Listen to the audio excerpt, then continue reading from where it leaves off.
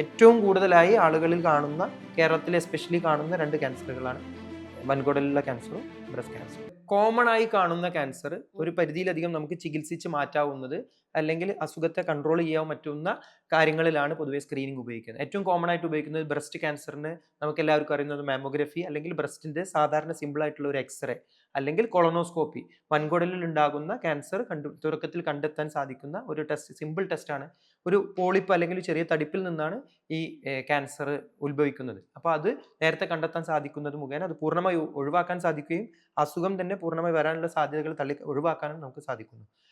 ഇനി ഒരു പോയിന്റ് വളരെ ഇമ്പോർട്ടന്റ് ആയിട്ടുള്ള എന്താ വെച്ച് കഴിഞ്ഞാൽ, എക്സ്റേ മാമോഗ്രഫി ഇയർലി അല്ലെങ്കിൽ 2 വർഷത്തിലൊരിക്കൽ നമ്മൾ റെക്കമെൻഡ് ചെയ്യുന്നുണ്ടെങ്കിൽ കൊളോണോസ്കോപ്പി വെറും 5 വർഷത്തിലൊരിക്കലോ 10 വർഷത്തിലൊരിക്കലോ മാത്രം ചെയ്തു കഴിഞ്ഞാൽ നമുക്ക് വൻകുടലിന്റെ ക്യാൻസർ തടയാൻ സാധിക്കും. ഇത് മറ്റൊരു ക്യാൻസറിൽ സ്ക്രീനിങ് വളരെ റെക്കമെൻഡ് ചെയ്തിട്ടുള്ളത് 20 വയസ്സിന് മുകളിലുള്ള സ്ത്രീകളിൽ ഒരു 3 വർഷത്തിലൊരിക്കൽ പാപ്പ് സ്മിയർ എന്ന വളരെ സിമ്പിൾ ആയിട്ടുള്ള ഒരു ടെസ്റ്റ് ചെയ്തു കഴിഞ്ഞാൽ ഗർഭാശയ തലത്തിലുള്ള ക്യാൻസർ വരാൻ തുടക്കത്തിലെ കണ്ടെത്താനും അത് പൂർണ്ണമായി ചികിത്സിക്കാനും സാധിക്കുന്നു. വളരെ ക്യാൻസറിന്റെ കീമോതെറാപ്പി, റേഡിയോതെറാപ്പി, സർജറി വളരെ വലിയ രീതിയിൽ ഉപയോഗിക്കുന്ന ഒരു ക്യാൻസറാണ് ഇത്.